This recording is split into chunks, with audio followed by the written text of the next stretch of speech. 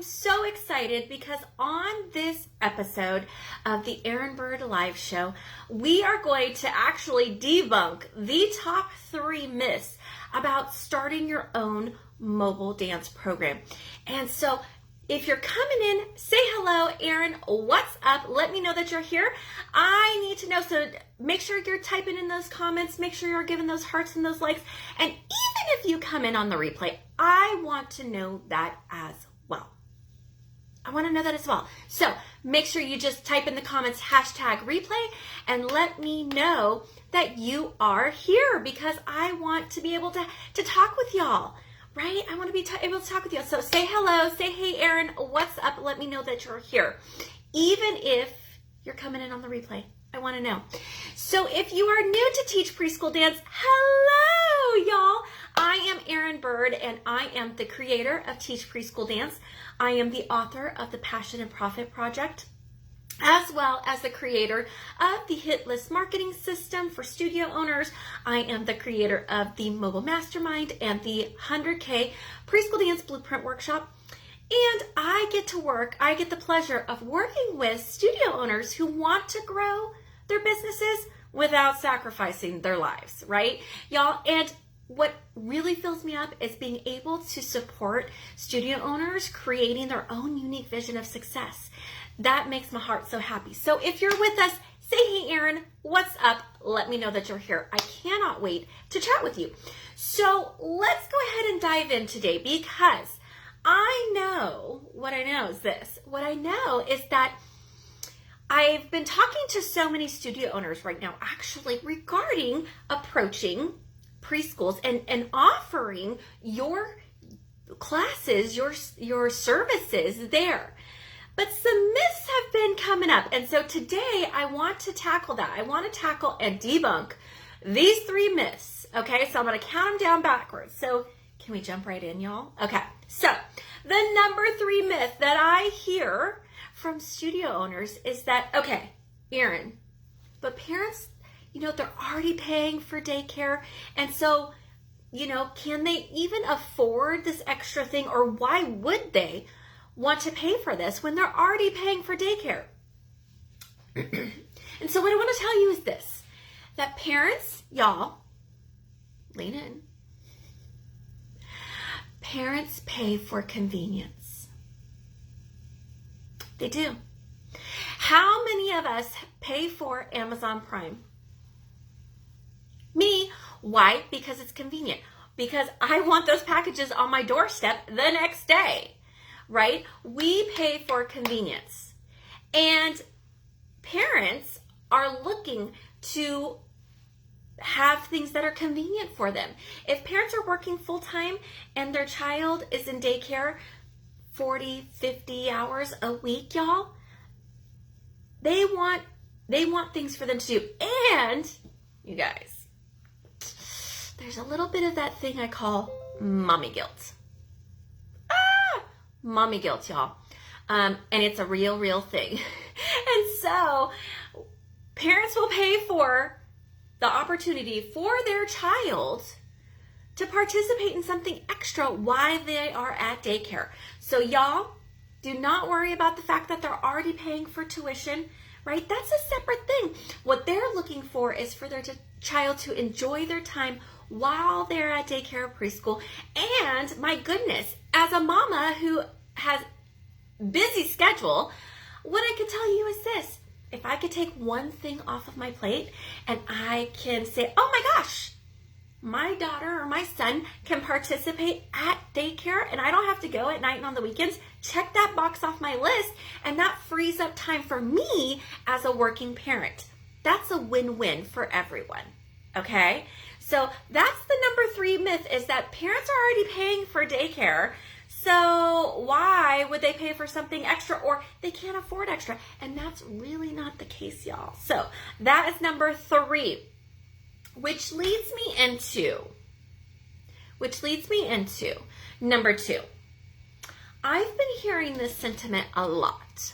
Erin, I'm not a certified teacher. I can't go and teach inside preschools, or I don't have the credentials, or I don't have a degree in early childhood education, and so I won't be able to go into the centers. And here's the deal.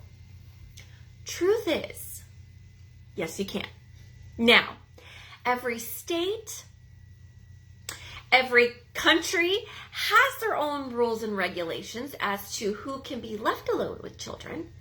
But most of these rules and regulations across the board are pretty simple for us to obtain. So for some states and for some areas, it might be as simple as a fingerprint background clearance check, right? Now, some states and some areas, there are additional layers that are added, like needing immunization, proof of immunizations. Maybe it's proof of CPR. Maybe it is a few early childhood education units. But these are things that are all easily attainable. So even if you don't have a degree in education, you can still go in as an outside vendor and provide amazing classes to these centers. So, y'all, you can still do it. Don't think, oh, I'm not qualified, because y'all, if you own a studio or if you've been teaching for a long time, you are qualified to take your classes. It's just inside a new four walls, right? So don't get thrown off if you feel like, oh, I'm not qualified because I don't have a degree or I'm not a certified teacher. There are absolutely ways that you can still provide amazing classes inside the centers without having that piece of paper. Okay, y'all? So it's just about us knowing what rules and regulations are in place for your particular area, right? So easy peasy. All right, y'all. I'm going to go into the number one way. Now, before I go into the number one way, if you are coming in and on the replay, or if you are here live, type in the comments. If you want copies of the show notes from today, let me know in the comments. Let's go ahead and type in show notes. Let's just write show notes, right? And me and my team will get them right over to you as soon as they're ready, y'all.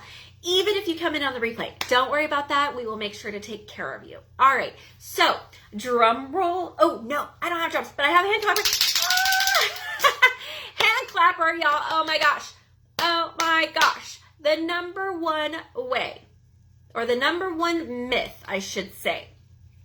The number one thing that I hear the most that is just not true, y'all, is that if I go to daycares or preschools, they are going to expect compensation or to make money off of my program, right? And here's the deal, y'all. While some do, there are certain franchises, corporate centers, things that do expect a percentage of your revenue, which again, if they're in business, they are in business to make money. So I don't hold that against them, y'all. But the majority of centers that are the perfect fit centers for you and your business, they don't expect a single dime. We lean in and we share with them all the value that we're bringing to their center and how it's worth so much more than just a few dollars. And the truth of the matter is, the majority of the centers that we serve, they don't ask for compensation. They don't ask for a profit share, because the value that we bring to them and to their center and to their families is worth so much more to them than that small percentage. It really is. And so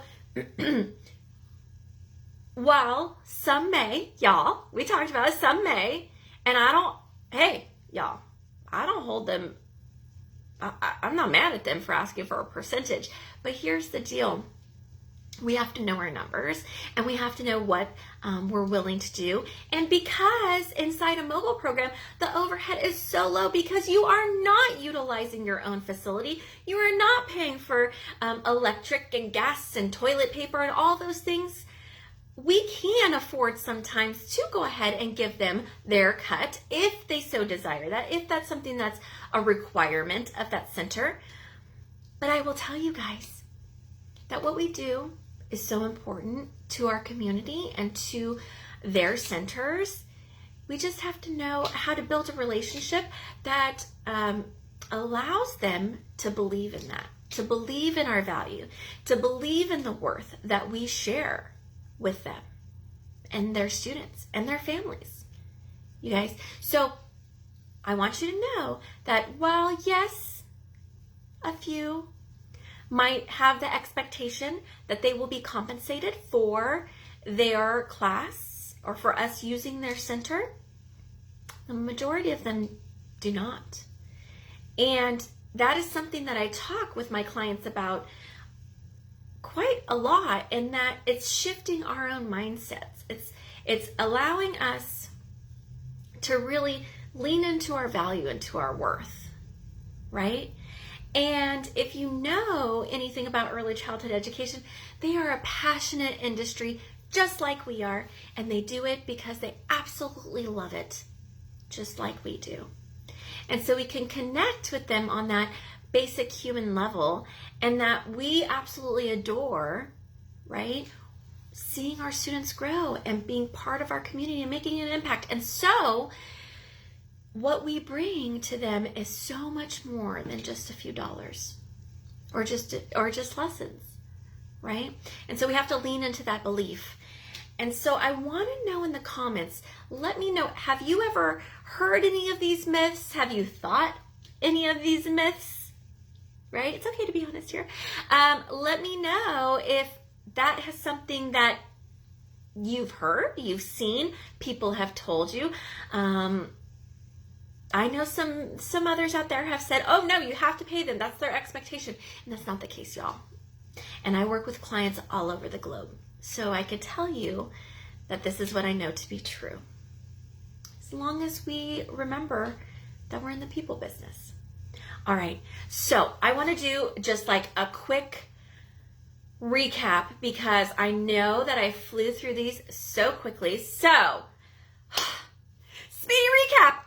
The top 3 myths about launching your own mobile preschool program, right? Myth number 3, that parents are already paying for daycare tuition, and oh my gosh, how can they afford to pay for something else, or why would they pay for something else, right? It's all about convenience and time and value, y'all.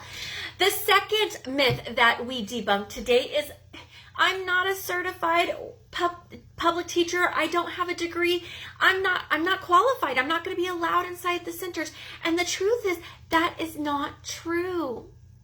You can absolutely go inside. We just need to know what rules are in place, what regulations are in place that will allow an outside vendor like yourself to bring your program inside those centers.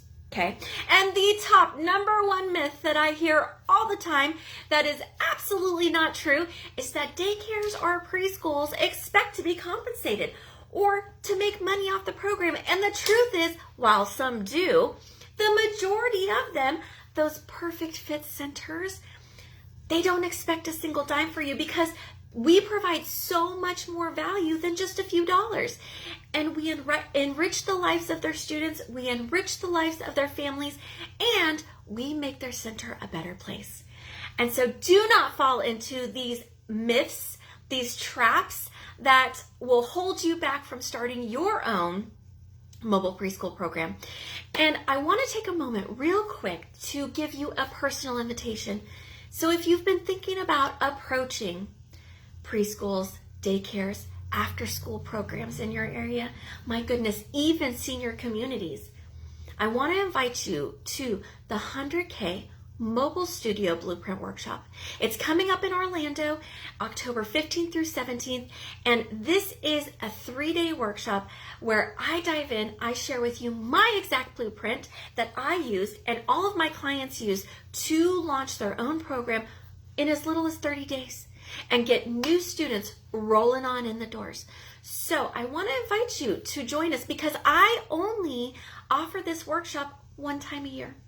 One time a year I offer this workshop. So If it is something that you've been thinking about, if it's something that you know will help you increase your enrollment, your revenue, your profitability, then you absolutely need to be in the room with us in Orlando.